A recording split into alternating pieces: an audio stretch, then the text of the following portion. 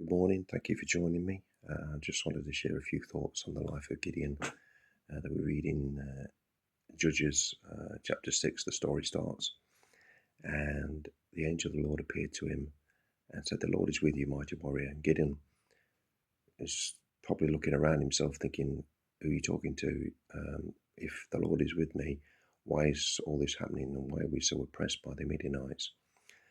But the angel of the Lord said, "God is with you, and you need to go in the strength that they have, because I'm going with you."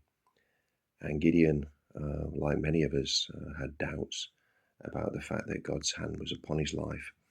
And so he asked for signs. And so he laid out the fleece, and he laid out the fleece again. And one day he laid it out, and the fleece was dry and the ground was wet.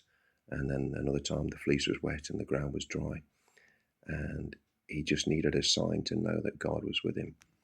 And you might be thinking this morning that God isn't with you, but actually God is with you. And I just want to encourage you this morning, the fact that no matter what you're facing, no matter what you're going through, you might look at the circumstances around you, just as Gideon did, and wonder, where is God in all of this? But actually, God's hand is upon your life, and God is with you, and the key is to trust him.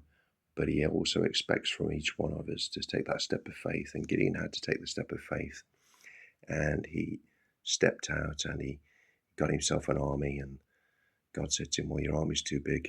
You need to get rid of some of them." So he started off with 32,000 and ended up down to 10. And then God said, "Your army's still too big." And he ended up with an army of 300 men and facing well outnumbered by the Midianites, whose army was probably in the region of over 100,000. But on the day of the battle, God was with them and brought a great victory for Gideon, because he took that step of faith and he trusted that God was with him. And I just want to encourage you this morning that God is with you in all that you face and all the circumstances that you are going through. And what you need to do is just to trust him. Trust that he's got his hand upon your life. Trust that he will fight for you, and trust that he will bring you through in the end.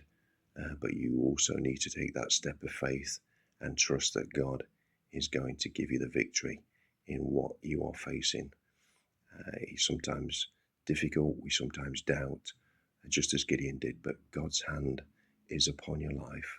And when God's asked you and called you to do something, God will give you the ability and the strength to do what you need to do.